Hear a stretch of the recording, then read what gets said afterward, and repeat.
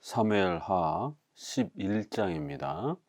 그 해가 돌아와 왕들이 출전할 때가 되매 다윗이 요압과 그에게 있는 그의 부하들과 온 이스라엘 군대를 보내니 그들이 암몬 자손을 멸하고 랍바를 에워쌌고 다윗은 예루살렘에 그대로 있더라. 저녁 때에 다윗이 그의 침상에서 일어나 왕궁 옥상에서 거닐다가 그곳에서 보니 한 여인이 목욕을 하는데 심히 아름다워 보이는지라. 다윗이 사람을 보내 그 여인을 알아보게 하였더니 그가 아뢰되 그는 엘리암의 딸이요 햇사람 우리아의 아내 바세바가 아니니까 하니 다윗이 전령을 보내어 그 여자를 자기에게로 데려오게 하고 그 여자가 그 부정함을 깨끗하게 하였으므로 더불어 동침하매 그 여자가 자기 집으로 돌아가니라. 그 여인이 임신함에 사람을 보내어 다윗에게 말하여 이르되 내가 임신하였다 하였나이다 하니라.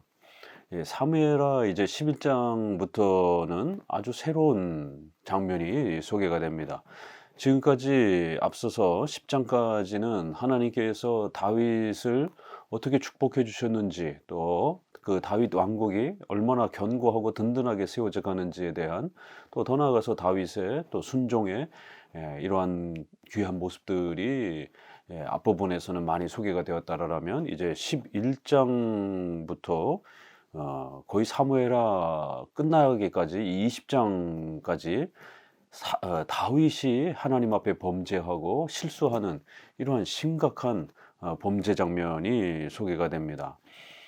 이것은 단순한 다윗의 그러한 개인적인 그러한 실수와 범죄를 넘어서서 결국 다윗의 왕국이 붕괴되어질 수 있는 이러한 심각한 위기를 초래하는, 결국 장차 메시아의 나라요 그리스도의 나라의 모형으로서 다윗의 왕국은 그렇게 구약에 이제 쓰여지고 있었기 때문에, 다윗이 붕괴되어지고 다윗이 망가지게 되면 결국 메시아의 왕국의 이러한 모형으로서 사용되어졌던 이 다윗의 왕국의 이러한 소중한 신앙적 가치와 또 의미들이 붕괴되고 파괴되어질 수 있는 이런 심각한 위기가 초래되는 것입니다.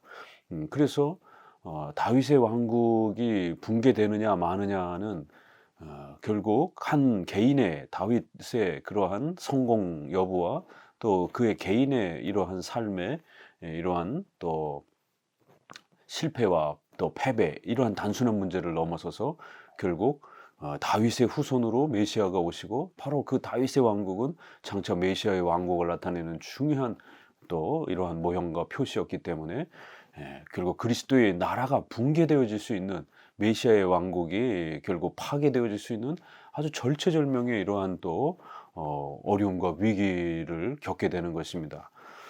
그러기 때문에 이 다윗이 범죄하고 실패하는 이러한 그 장면들 속에서 우리는 더더욱 이 안타까운 모습들을 보게 됩니다.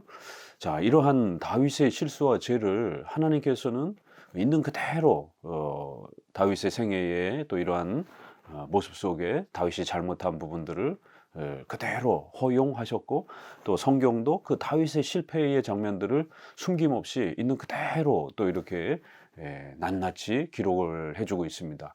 이걸 통해서 우리는 메시아 왕국, 다윗의 왕국으로 이렇게 우리를 초대해 주셔서 참으로 이 구원의 영광과 하나님의 자녀로서의 이 영광스러운 신분을 얻게 해 주시는 이러한 복된 역사와 은혜들은 결코 인간의 힘으로 만들어가는 게 아니다라는 것을, 결코 인간의 공로와 또 신인 협력적으로 우리가 하나님께 보태가지고 뭔가를 만드는 이런 오늘날 로마 가톨릭과 알미니안주의와 또 경건주의와 복음주의 가운데 퍼져 있는 이러한 신인 협력주의적인 이러한 신앙관의 이러한 형식으로서 만들어지는 것이 아니다라는 것을, 우리는 이 다윗의 이러한 연약함과 또 그의 죄를 짓는 이 안타까운 모습과 또 그의 실패하는 이런 모든 장면들을 통해서 다윗의 이러한 개인의 능력과 힘으로 이 메시아의 왕국과 그리스도의 나라에 대한 이 위대함들을 세웠던 게 아니라는 것을 우리는 한편으로 더욱 철저히 깨닫는 것입니다.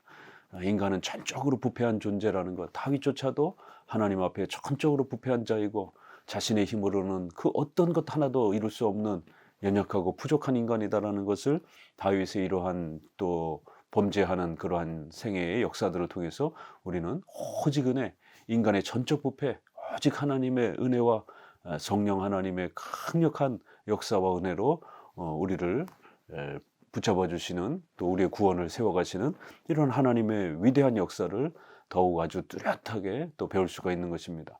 또 한편으로는 사탄은 다윗을 공격하기 위해서, 다윗을 파괴하기 위해서 온갖 수단과 방법을 동원해서 결국 다윗의 이러한 왕국이 무너지도록 끊임없이 공격한다라는 것.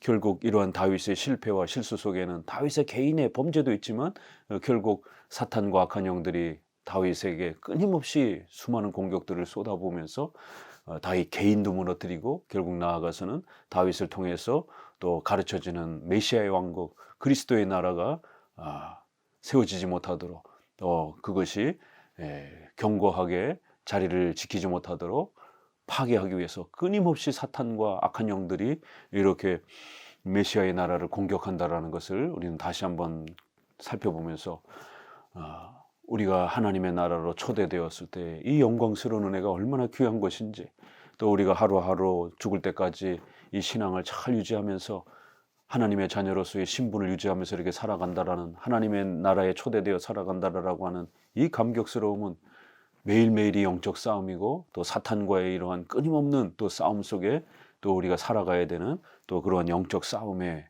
또 그러한 또 초대라는 것을 이 11장 이후부터 다윗의 이러한 실패와 또 범죄의 사실들을 통해서 우리는 더욱 깊이 또 잘 깨달아야 합니다. 이스라엘은 이제 적당한 이제 때가 돌아오면 또 이렇게 전쟁을 준비하고 있었습니다. 이스라엘뿐만 아니라 그 주변 지역들도 이렇게 항상 곡식이 여물고, 또 이제 군인들이 또 군대가 잘 정비되면 항상 그 모든 노획물들을 빼앗기 위해서 전쟁의 이러한 또 시기가 돌아오기도 합니다.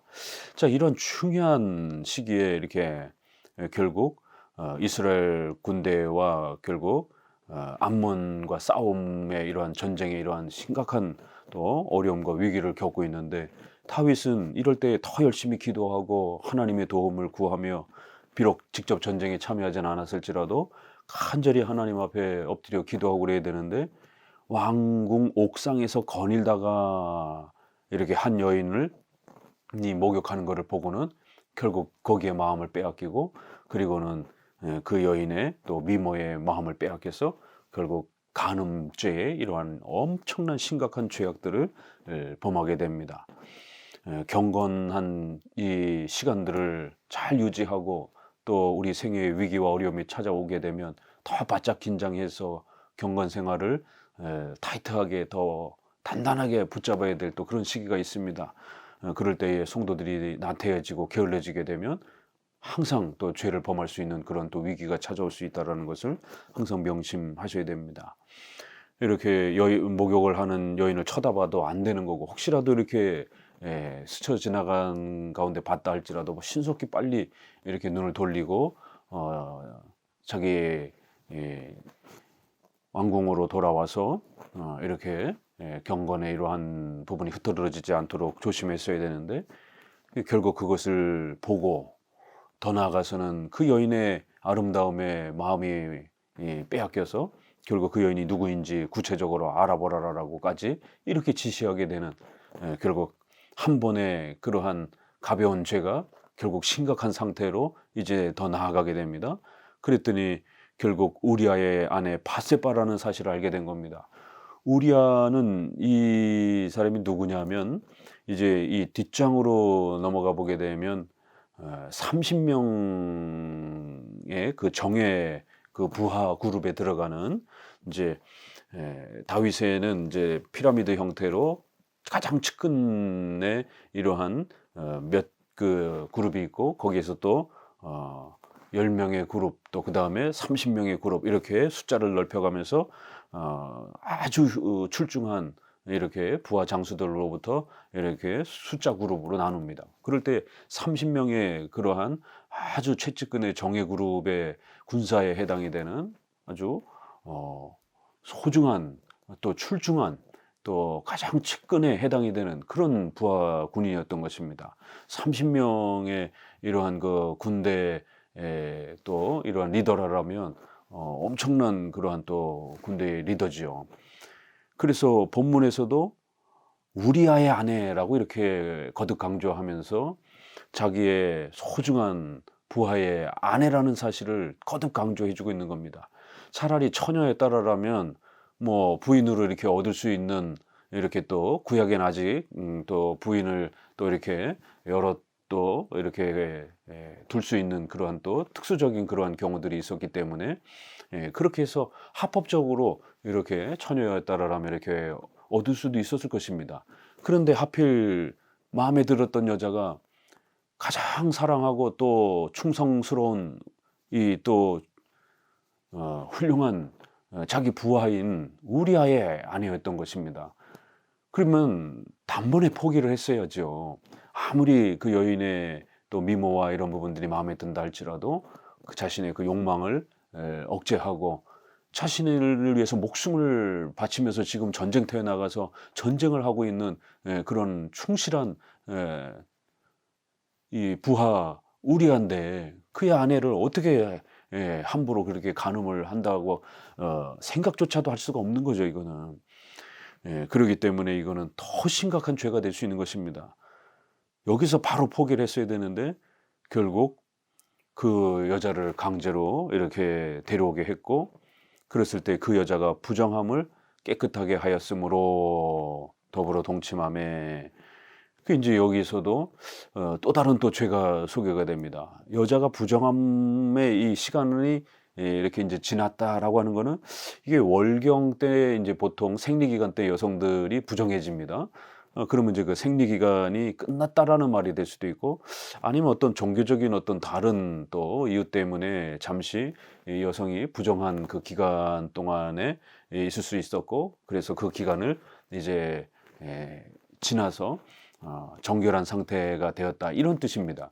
이게 왜 문제가 되느냐면 결국 종교적으로 이 여성은 정결함과 부정함에 대한 이러한 아주 중요한 이 정결법이 지금 적용되면서 또 그러한 또 민감한 시기에 있었던 것입니다. 이스라엘 백성들은 시체를 만진다든가 또 이렇게 여러 가지 부정한 어떤 그 경우가 발생이 되면 반드시 이렇게 또 제사를 드려야 되고, 하나님 앞에서 오직 은혜로 장차 메시아의 이러한 오심에 이러한 또 은혜를 속에서 그 희생과 피 흘림으로 깨끗하게 되어진다는 것을 구약에 가르치기 위해서 이런 정결법을 가르쳤고, 그래서 반드시 이렇게 제사를 통해서 우리가 깨끗하게 되어야 된다라고 하는 이러한 정결법을 반드시 실행해야만이 그 부정함에서 벗어날 수가 있었습니다. 여성은 더더구나 이렇게 자신의 처지가 형편이 하나님 앞에서 예배의 이러한 또 아주 중요한 또 위치에 경건함을 실천해야 되는 이런 아주 중요한 또 시기에 있었는데, 그것을 아주 교묘하게 이제 이렇게 끝나자마자 결국 왕과 간음을 하게 되는, 이거는 어떤 의미냐면 제사의 이러한 그 수단을 하나님께서 우리에게 주신 것입니다. 우리의 경건생활을 유지하도록. 근데 그러한 경건함의 수단과 도구가 결국 악을 행하는 데에 이용이 돼 버린 겁니다. 마치 자신이 이제 정결하게 되었으니까 간음을 해도 되는 것처럼. 그러면은 부정한 상태에서는 간음을 하면 뭐 그건 정당합니까? 아니죠. 부정한 상태에서 간음을 행해도 문제가 되는 거고, 정결한 상태에서도 간음을 행해도 문제가 되는 거예요.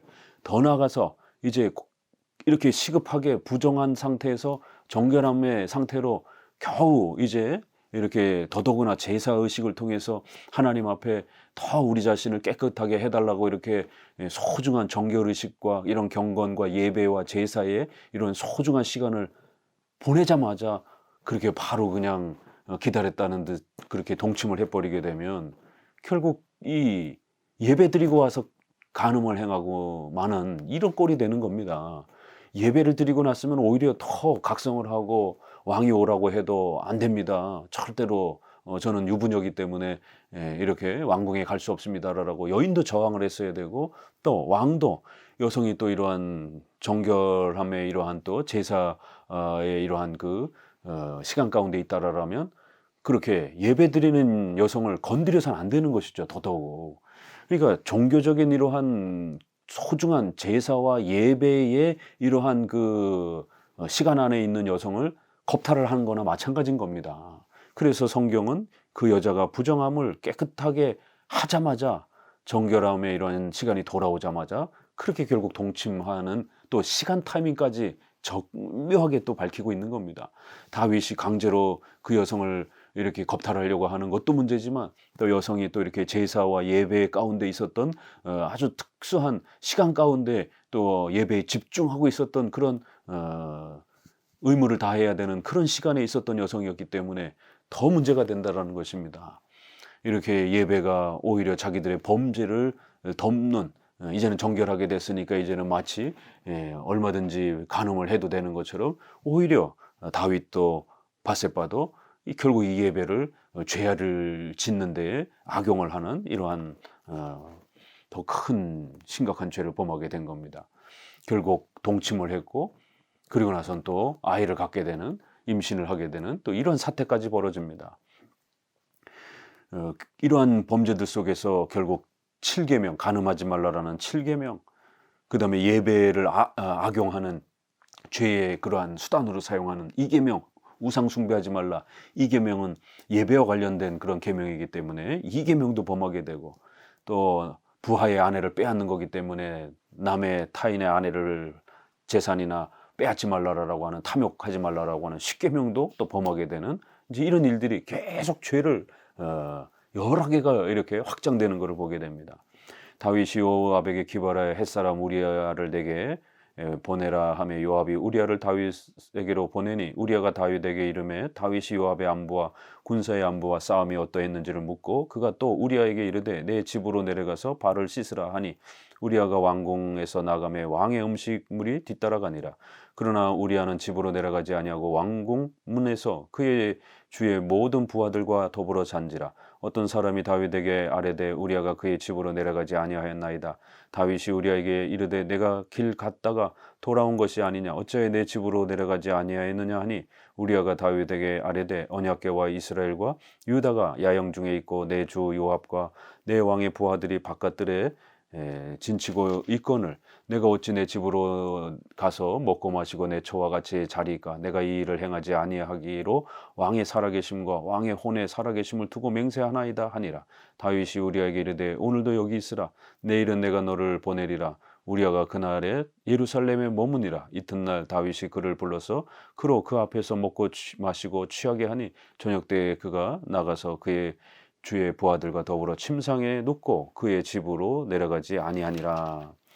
결국 이제 임신까지 한 상태의 이 심각한 또 상황이 벌어진 것입니다.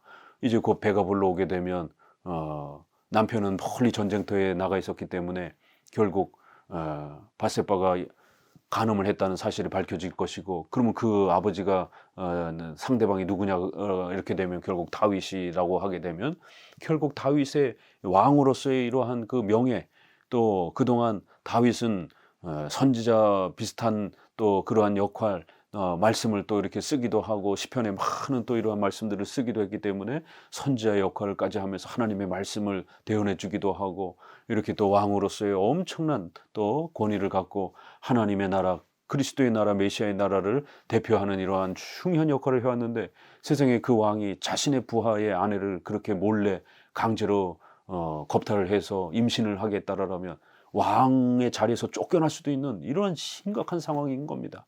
우리아가 반란을 일으켜가지고 결국 다윗과 싸우자고 하면은 결국 나라가 두 쪽이 날 수도 있는 이런 심각한 상황인 겁니다. 사울의 이 왕국과 다윗의 왕국이 얼마나 오랜 세월 동안 그렇게 긴장 관계에 있다가 이제 겨우겨우 다윗의 왕권이 확립이 되면서 이제 안정 상태에 이르렀습니까? 그런데 이 다윗의 이러한 어처구니 없는 죄와 악 때문에 결국 다윗 왕국이 한순간에 무너질 수 있는 상황이 벌어진 겁니다.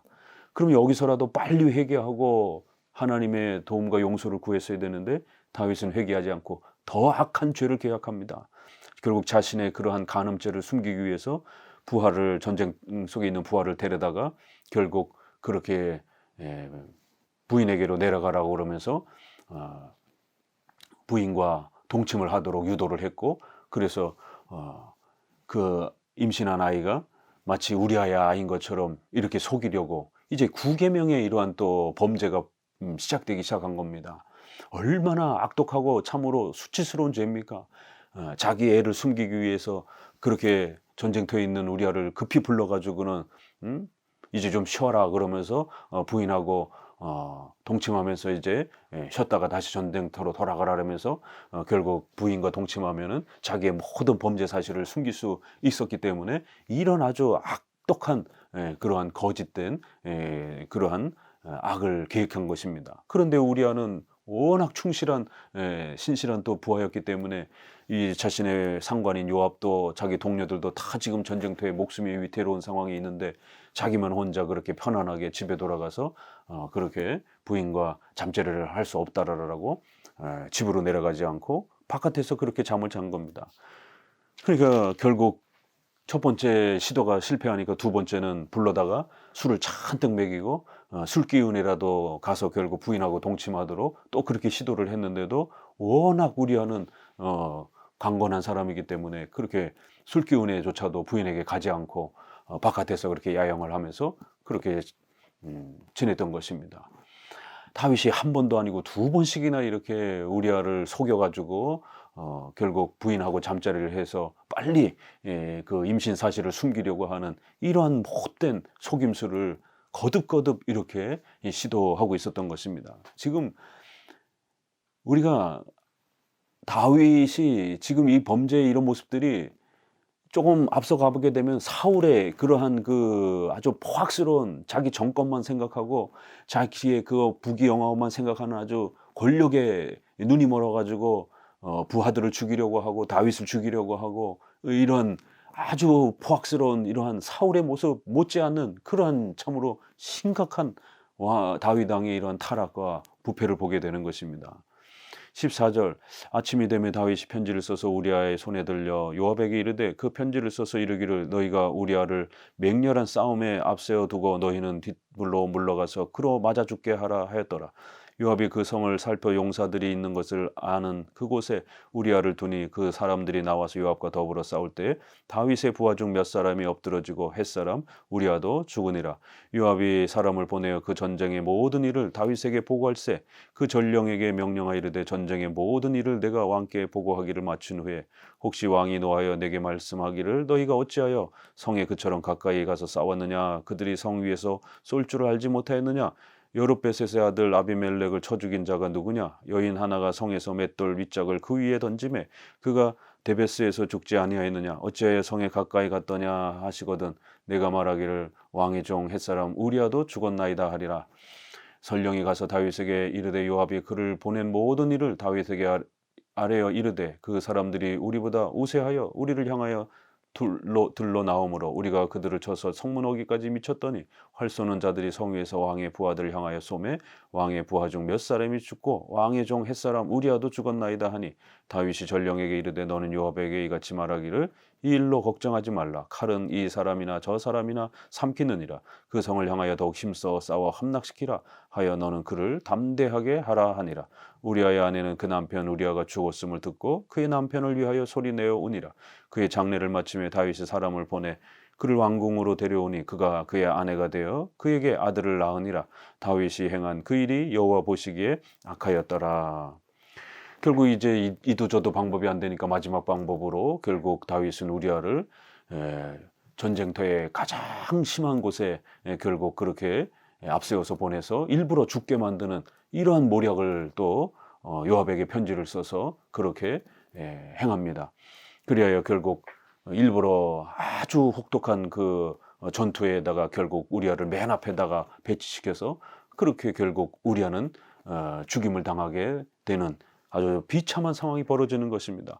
그래서 이제 14절 이후부터는 우리아가 죽었다, 우리아가 죽었다라는 말로 이렇게 5번씩이나 우리아가 죽었다라는 것을 거듭 강조하면서 하나님 앞에 신실한 이 부하 다윗의 충실한 부하, 또 다윗의 왕국, 메시아의 왕국을 보호하고 보려고 목숨을 걸고 이렇게 싸웠던 이 소중한 우리아가 죽었다라는 것을 이렇게 거듭거듭 본문이 5번씩이나 강조하면서 다윗의 이러한 아주 포악스러운 죄악에 대해서 탄식하면서 그 죄가 얼마나 심각한 것인지를 거듭 강조합니다.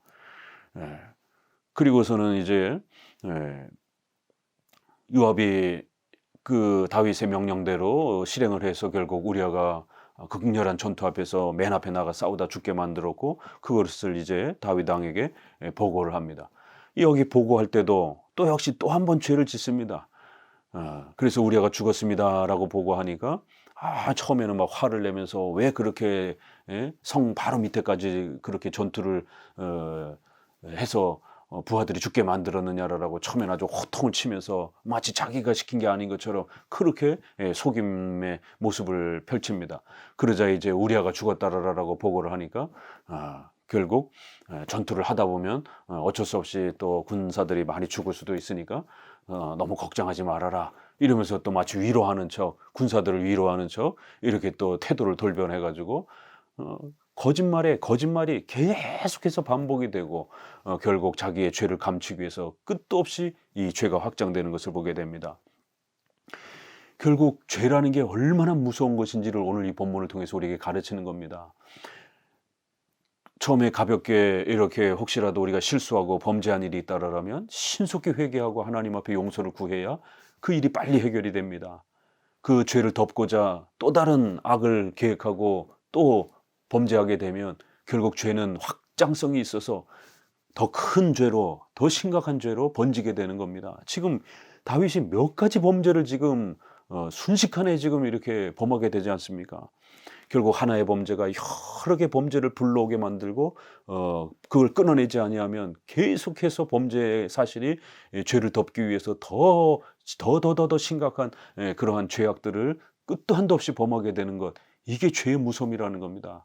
그렇기 때문에 성도 여러분들도 이런 본문의 말씀을 읽으면서 우리 전적으로 부패한 우리 인간이 얼마나 쉽게 범죄할 수 있는지, 다윗과 같은 이런 훌륭한 구약의 가장 훌륭한 인물 중에 한 사람인 다윗조차도 이렇게 자기 힘으로 살 수 없다라는 것, 조금만 방심하면 이렇게 범죄하고 또 하나님 앞에 이러한 심각한 죄를 범하는 연약한 인간이라는 것을 우리는 깨닫는 겁니다. 우리 자신도 얼마나 연약합니까? 예수님을 믿고 난 이후에도 여전히 우리가 또 범죄하고 시기, 질투, 미움에 이런 많은 또 범죄들을 얼마나 많이 행합니까? 그렇기 때문에 매일매일 경건한 이러한 신앙생활의 태도와 자세들을 경건에 이르기를 연습하라는 디모데서 말씀처럼 끊임없이 말씀을 읽고 기도하고 정기적으로 예배에 잘 참석하면서 경건이 흐트러지지 않도록 부단히 붙잡고 노력하면서 또 경건에 이르기를 훈련하며 연습하면서 그렇게 살아가야 되는 것입니다. 마지막으로 다윗은 더 또 심각한 마지막 죄악을 한 번 더 행합니다.